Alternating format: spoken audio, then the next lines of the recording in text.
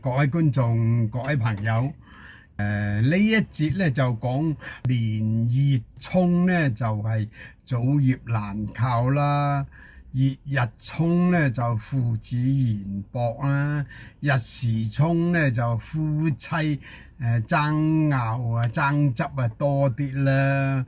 咁啊就係連日沖啊就父子咧就係不和嘅喎，咁樣分法嘅咯。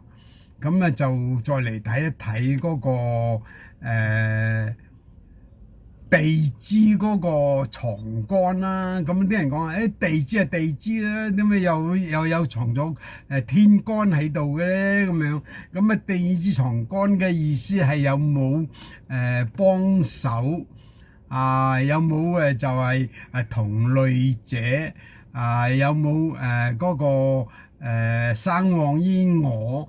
可唔可以生旺？特別係做生意嗰陣時候咧，就係話睇下有冇同類同埋生旺於我嘅咁嘅，睇你嗰個日子嘅通常以日子嚟計數多啲，就年份同埋月份咧就係隔開少少。但係月份都可以嘅，月份同埋時辰咧就同日子並排啊嘛。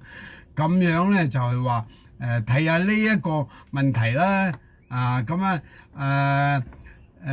地支嘅藏干法啦，係咪睇下個幫手啦？咁啊地支藏干法咧就係咁樣嘅，就係指咧就係嗰個藏干咧嗰個本身嘅氣啊，嗰個氣咧就係貴，咁啊就係得一個啫。咁啊丑咧嗰個本氣咧就有己啦，即係個土啦嘅，丑係土啊嘛，咁啊好易記嘅呢啲。咁咧就係中氣咧就有個金喺度，因為嗰個丑咧可以生金嘅。咁兒氣咧有水喺度嘅，兒氣啊水咁樣嘅。咁啊人咧就係本氣咧就係甲啦，中氣係丙啦，兒氣係戊啦。咁啊卯咧就係本氣就係熱嘅啦，得一個嘅啫。咁啊就係辰啦，辰藏咧，啲人講辰藏戊熱癸咁樣啦，係嘛？咁啊本氣就戊啊，中氣就係熱啊，兒氣咧就係癸咁樣啦。咁啊巳藏咧就係丙戊庚，午藏咧就係有返個丁喺度，午藏丁同埋己。咁啊未藏咧就係己丁啊熱啦，申藏啊就係有個庚啊壬啊戊啊。咁啊酉咧就係藏翻個申啊，申係金嚟噶嘛。咁啊忌嗰度就係咁樣，首先忌你頭嗰個先嘅。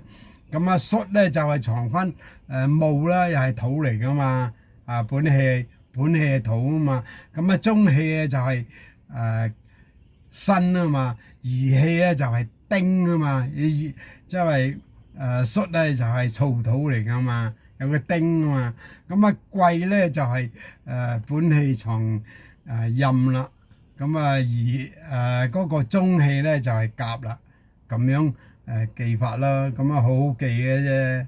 咁你嘅咩氣就係你第一個你係本氣係乜嘢，中氣乜嘢，兒氣係乜嘢，咁樣計法，咁樣嚟睇法咯，記咯，記好易記嘅啫，咁樣嘅。咁咧就係話再嚟講一講呢一度咧。咁呢一度咧就係講話咧，就係話命次之中咧有自刑自克嘅喎。咁啊咩叫自刑自克咧？咁樣有啲咧就話不傷自己也傷他人。咁啊嗰個咧就係計講嘅係流年嘅啫，係嘛？流年流月咁樣嘅，冇流時嘅。咁咧就係話兩個神咧就係有自刑自克嘅命次之中。如果兩個午又係喎，兩個酉又係喎，兩個嗰個亥咧都係有自刑自克嘅喎。不過咧就係喺嗰個月日時咧就靈驗啲，喺嗰度年份咧就冇咁靈驗嘅咁樣嘅。咁啊年份咧就夠薄弱少少咯，咁樣咯。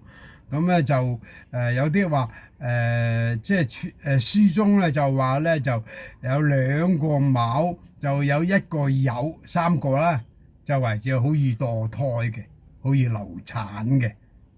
咁啊，如果名次之中有兩個午咧，兩個子加一個午咧，又係好易流產嘅，好易墮胎嘅。即係話兩個子咧，佢仲有一個桃花好旺嘅喎。兩個子一個午咧，就係似桃花旺嘅喎。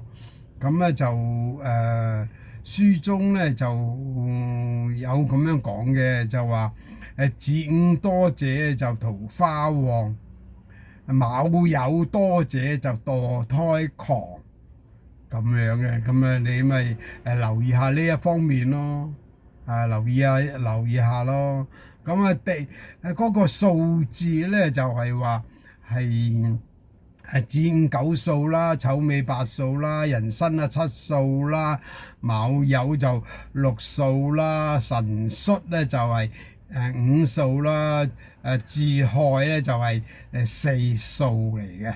呢個數字咧就係排八字嗰陣時咧就係話可以加翻上去嘅，睇下加幾多啊，有冇數啊？呢個數幾多咁樣嘅，咁樣計法嘅。咁呢一節咧就係話就呢度先啦。